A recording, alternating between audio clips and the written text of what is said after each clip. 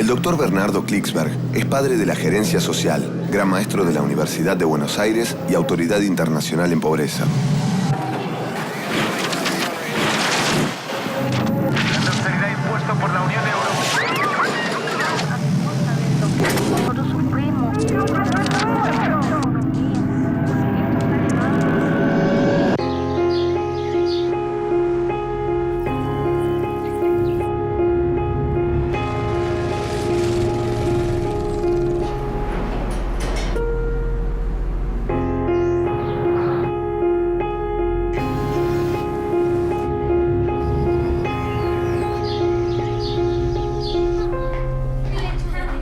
¿Sabía usted que solo 1 de cada 2 jóvenes en América Latina termina el colegio secundario?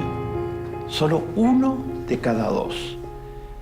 Y en los más pobres, en el 20% más pobre de la población de América Latina, solo 1 de cada 3 termina el colegio secundario. Si no se termina el colegio secundario, no hay futuro en la vida. Los datos de la CEPAL, la Comisión de las Naciones Unidas para América Latina, dicen terminantemente que con menos de 12 años de escolaridad se está condenado a ser pobre. 12 años quiere decir primaria más secundaria.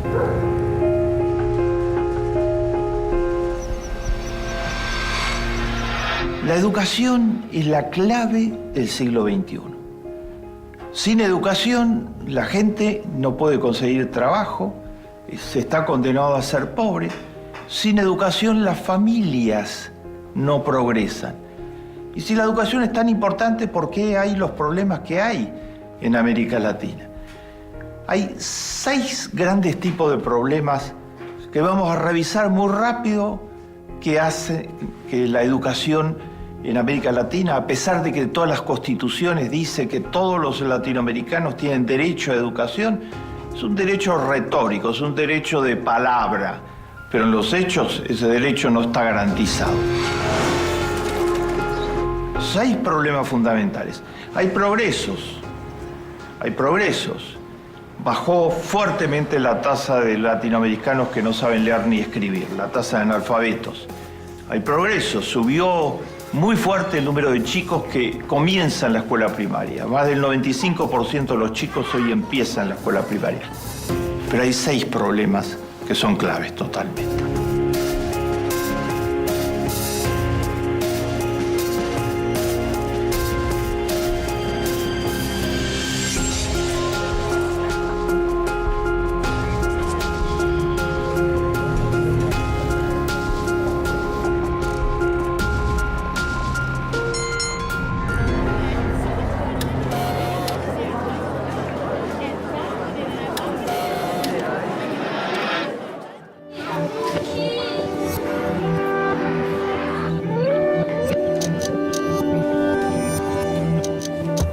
Primer problema, que como señalamos no termina en la secundaria. Empieza en la primaria, pero no termina en la secundaria.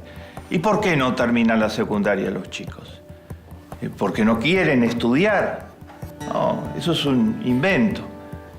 Así como todos tenemos necesidad de trabajar, todos disfrutamos finalmente desarrollando estudios y viendo cómo crecemos a través de los estudios. No pueden estudiar. Están los chicos con hambre en América Latina. 16% de todos los chicos tienen hambre. Cualquiera que deja de comer 1 o 2 días no puede estudiar.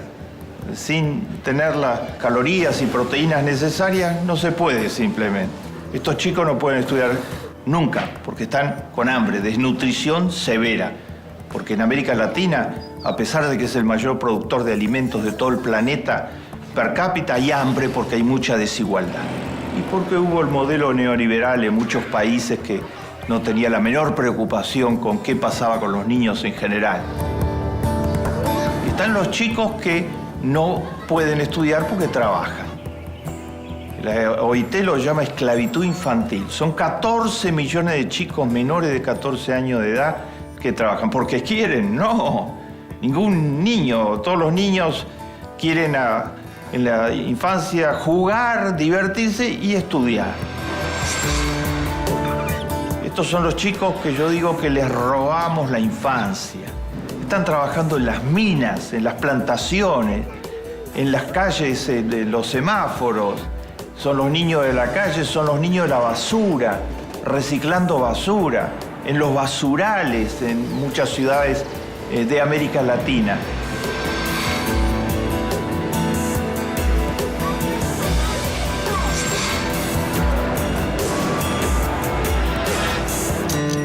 Estos chicos no pueden estudiar. Y están los niños que no pueden estudiar porque vienen de familias destruidas. Y la familia es fundamental para que un chico estudie. Necesita tener el estímulo permanente de que sus padres lo están apoyando, lo están guiando, lo están orientando. En América Latina, cuando se rompen las familias, falta el estímulo fundamental para que los chicos puedan estudiar. Entonces, cuando están estas cifras, solo 1 de cada 2 termina el colegio secundario, porque tienen hambre, porque trabajan, porque sus familias están destruidas.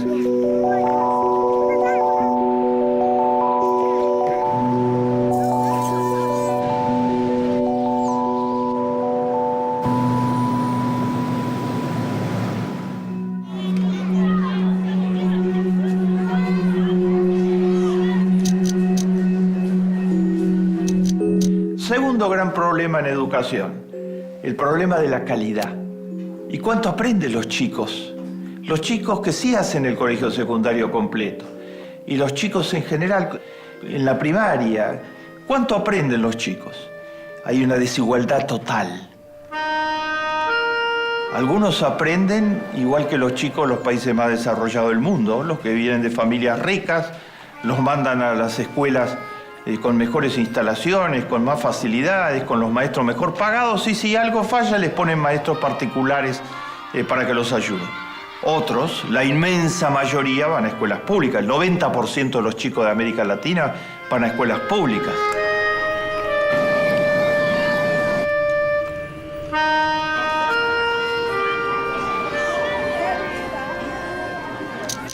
Entonces, en América Latina hay educación para pobres y educación para ricos. Los ricos tienen muy buena educación, los pobres tienen pésima educación porque no ha habido presupuestos suficientes para financiar las escuelas públicas al nivel que deberían estar financiadas. Esto se refleja en cosas muy concretas. En las escuelas públicas hay mucho menos horas de clase por año que las que hay en las escuelas privadas. En las escuelas públicas la infraestructura de apoyo es en muchos casos absolutamente precaria. En estas condiciones la calidad de lo que se puede aprender en las escuelas es totalmente diferente en unas y otras escuelas, y no sorprende para nada que los rendimientos escolares, como se los llama, sean totalmente diferentes en uno y otro caso. Hay educación totalmente desigual en América Latina. La sociedad es desigual. Después los chicos van unos a escuelas para pobres y otros van a escuelas para ricos y algunos a escuelas para clases medias. Entonces eso reproduce la desigualdad, afianza la desigualdad. Los que van a escuelas para pobres, en muchos casos no las terminan, los porcentajes de deserción. Pero los que las terminan saben mucho menos que los que van a escuelas para ricos. Entonces en el mercado de trabajo no pueden competir, van a tener los peores trabajos, los sueldos más bajos, y se va a reproducir el círculo perverso de la desigualdad.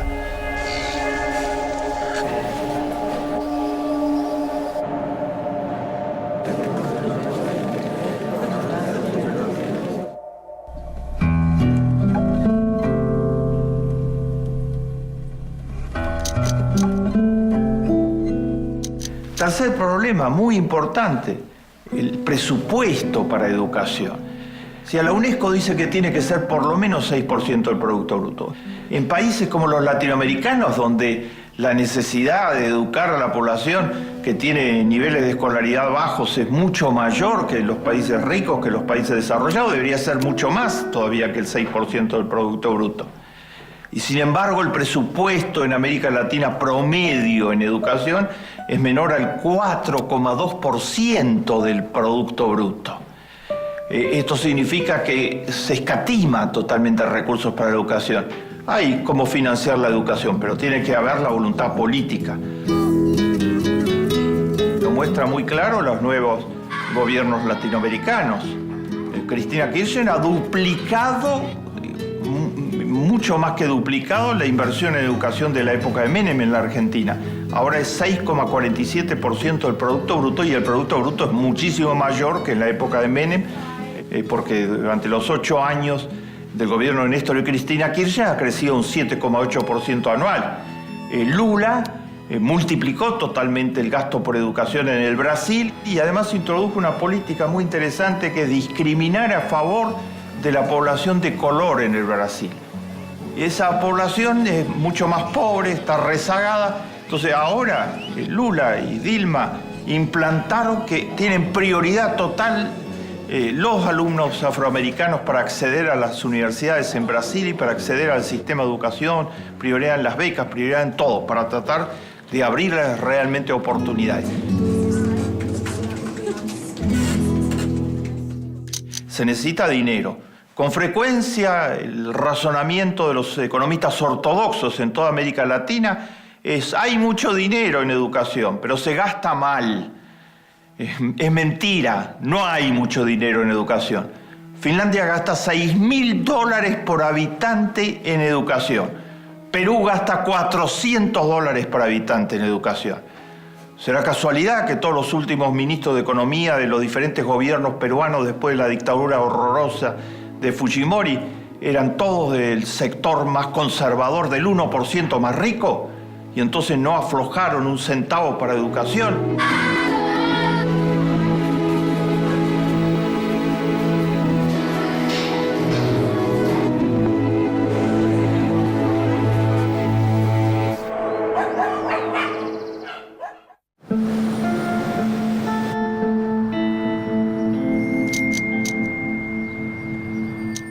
Cuarto problema: ¿en qué estado están las escuelas en América Latina?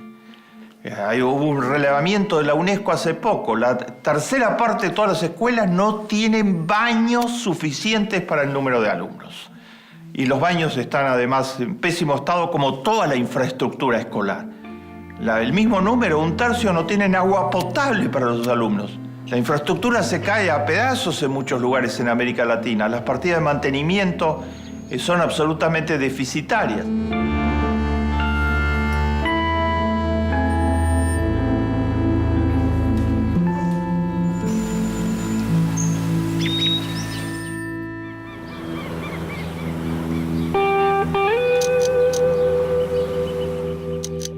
Quinto problema, totalmente clave: el problema de los maestros. Los maestros de América Latina están subpagados totalmente. En Suiza, por ejemplo, un maestro gana un 30% que el sueldo promedio de la economía. En Corea, en Finlandia, donde los resultados en educación son impresionantes, los maestros son de los mejor pagados en la economía. En Corea los maestros son llamados héroes nacionales, porque la sociedad dice que es la profesión de frontera, la profesión más importante. En América Latina están absolutamente subpagados. Según el relevamiento que hizo hace poco la UNESCO, de todos los maestros que hay en 6º grado de escuela primaria, el 35% tiene un doble trabajo. O sea, como el trabajo en la escuela no le permite de ninguna manera vivir ni mínimamente, están por debajo de la línea de la pobreza con lo que reciben del trabajo en la escuela, tienen que buscar otros trabajos.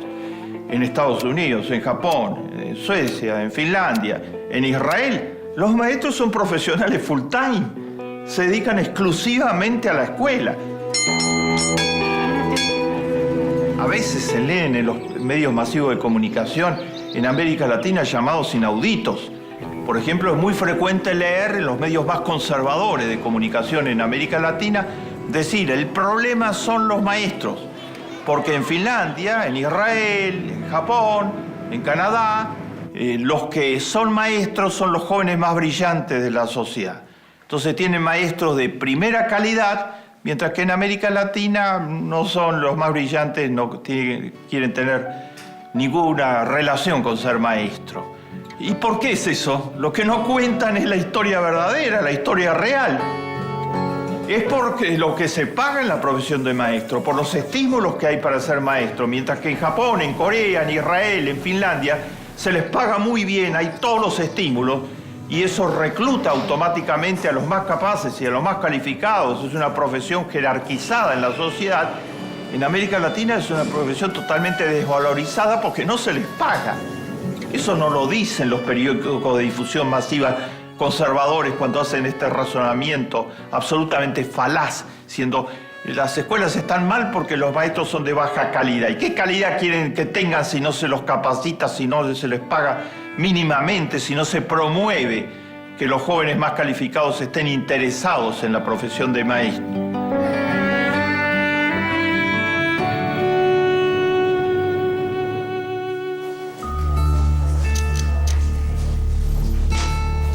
Sexto y último problema de esta lista que da alguna idea de qué es lo que está sucediendo en educación es este problema sistemático de tratar de inventar falsedades para, en el fondo, no aumentar los recursos para educación.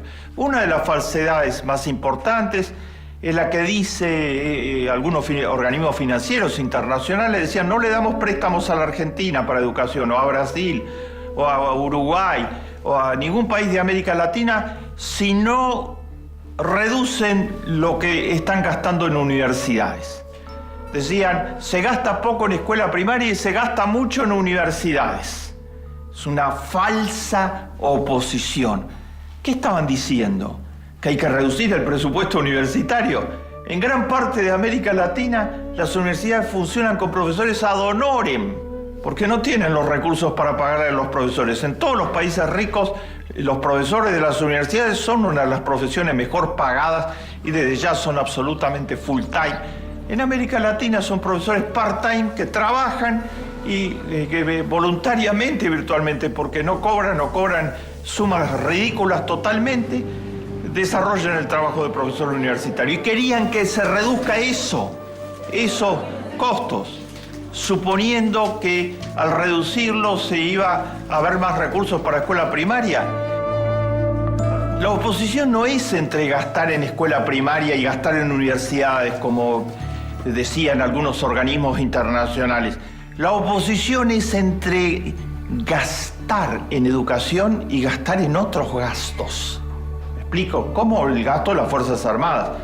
Los países nórdicos, Suecia, Noruega, dan ayuda generosa a los países en desarrollo del mundo para cooperación internacional. Y han puesto una condición y tienen toda la razón. Pero no damos nada que signifique incrementar el gasto en armamentos o en Fuerzas Armadas.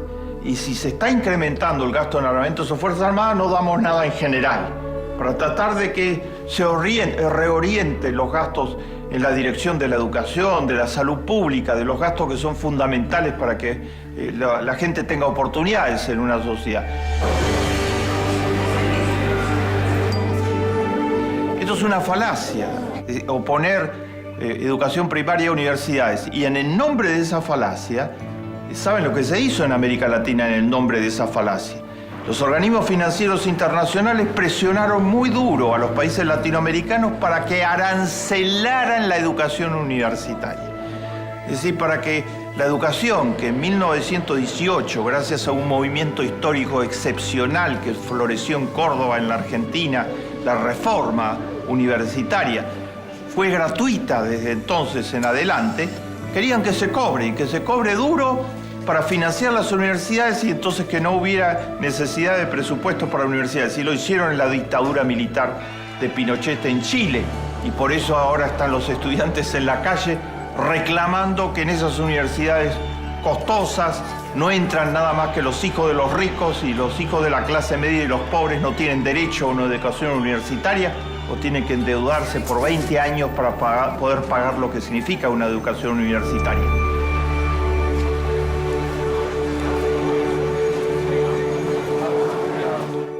Hemos visto 6 problemas por los que la educación tiene dificultades para avanzar en América Latina.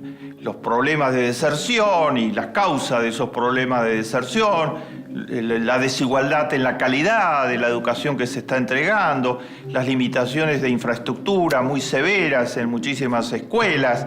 Hemos visto la situación tan difícil de los maestros en América Latina, la falta de recursos suficientes para la educación y estos falsos dilemas que inventa el neoliberalismo ortodoxo para justificar las desigualdades tremendas que genera en las sociedades.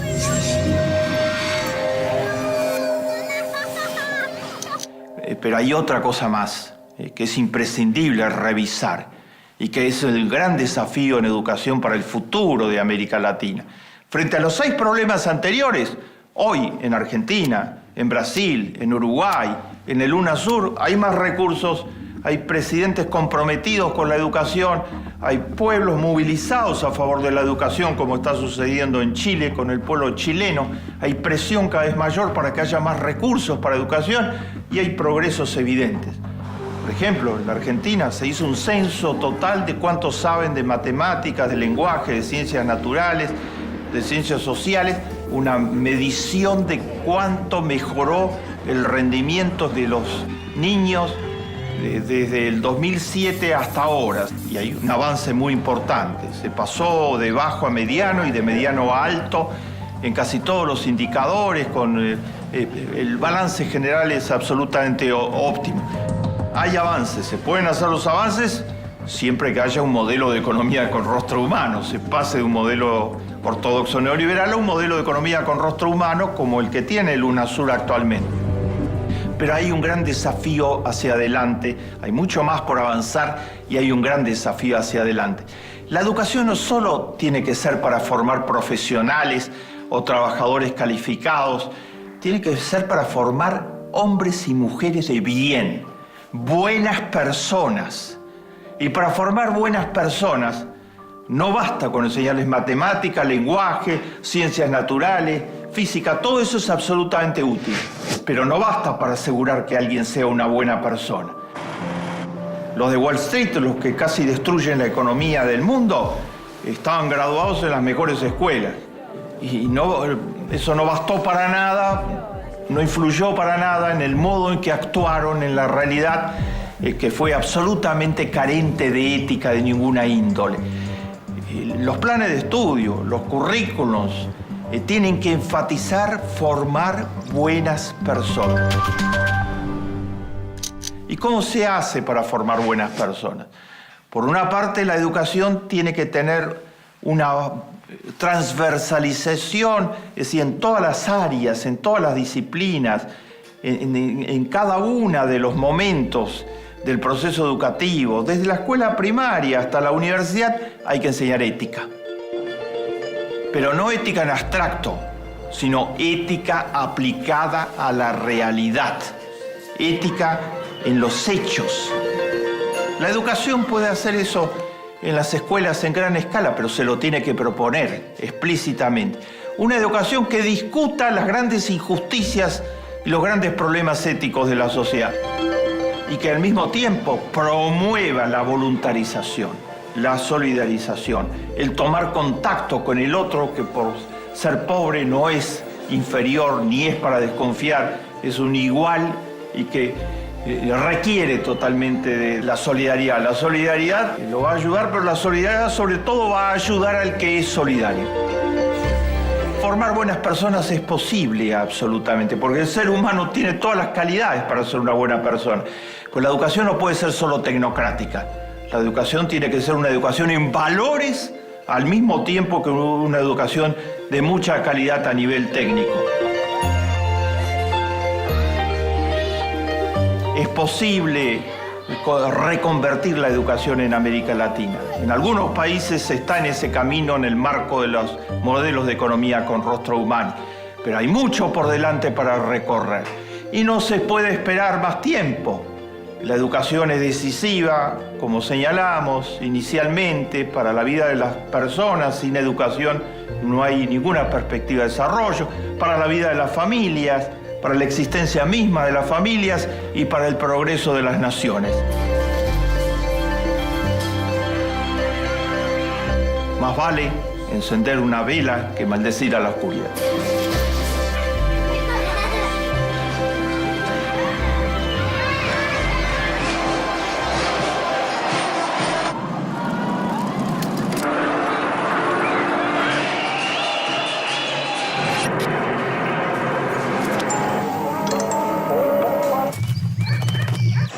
millones de personas